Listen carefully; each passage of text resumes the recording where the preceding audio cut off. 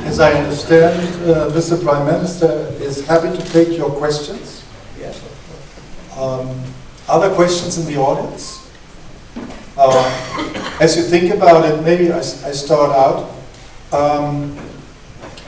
You mentioned at the outset the importance of new media and IT for the spread of information, for transparency, and for the fostering of the democratic movement in your country. We have seen this in other places. We have also seen that by means of information technology, social momenta of a bad kind have developed under the fake news agenda. So the question for you is, how do you want to deal with this as a ruler? There are countries that deal with it in a very restrictive manner. Don't want to mention examples. And this is obviously not the ideal way to balance the technological potential and the transparency with the potential of abuse and bad movements in this sector. Thank you very much for that question. To be honest, recently we were discussing this topic of fake news with the leaders from worldwide in Davos, and all we accepted that we have no idea what to do with this problem. But for countries like Armenia with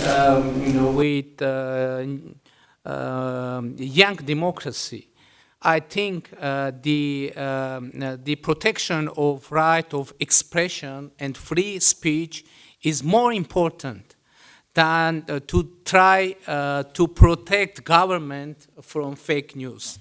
I would be honest, fake news now is a very big problem for all government of all countries, and for our government and for me personally too, because we have now in Armenian social media a huge amount of fake news about me personally, about my family, about my government, about our political team, about current situation in Armenia.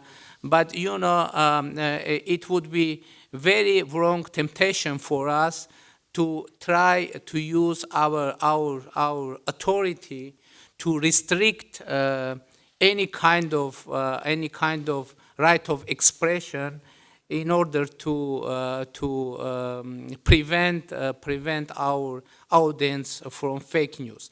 I think that the better way to do that is the same, education. I think this situation, many people now see what's going on.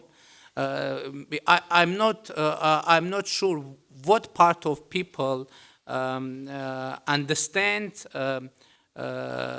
the importance of problem of fake news. What part of people don't understand?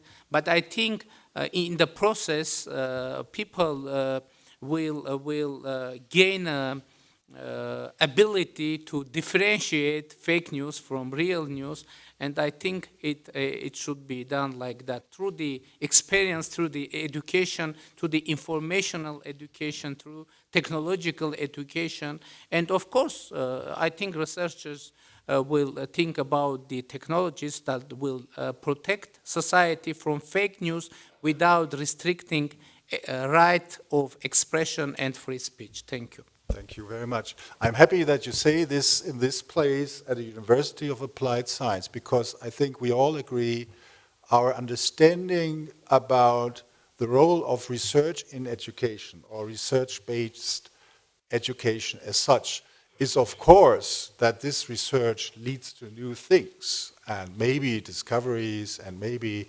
useful inventions. But as a main asset, research-based education should provide young people with the skill with the lifelong skill, if possible, to be able by themselves to tell apart the truth from the lie, the more probable from the less probable, by having the methodological approaches to criticize whatever they hear, whatever they learn, by whoever there is or whoever there seems to be. Further questions? You mentioned also the Davos conference, World Economic Forum, and in the beforehand, the risk report was published, raising issues like you've mentioned, digitization, but also climate change. Now, I'm aware that Armenia is not only a beautiful country, has a rich culture, but also has some impacts of natural hazards especially. Do you see connections of the topic of climate change and also digitization and all the new technologies as an opportunity also to create markets in economy? Thank you.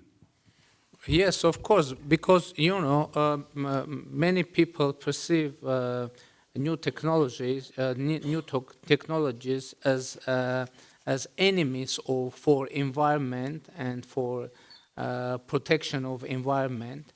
But it can be this perception has a part of truth.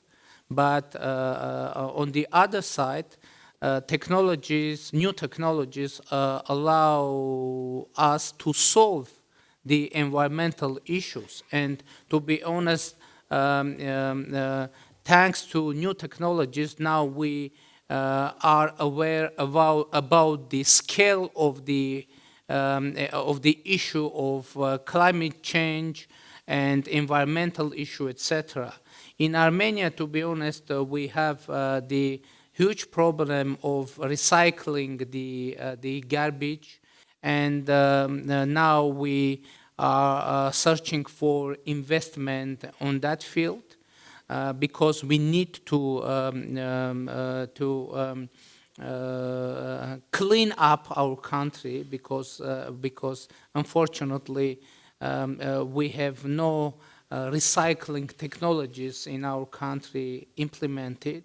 And the other issue is to increase the demands from the mining sector in our country, because unfortunately our environment was hugely damaged from mining sector, and now we are going to increase and establish very high standards on environment and very high environmental standards on mining sector, and we hope that we will be able to do that with help of technologies.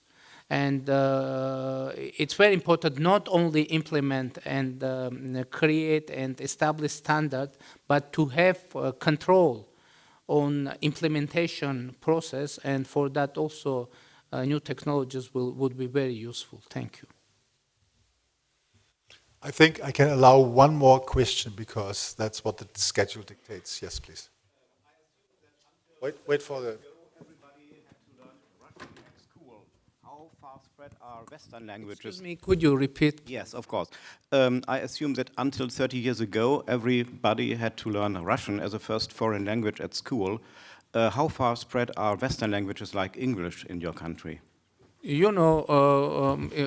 Actually, we have many schools where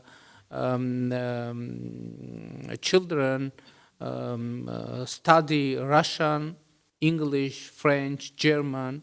In Armenia, we have 200 schools with the German language in the education program.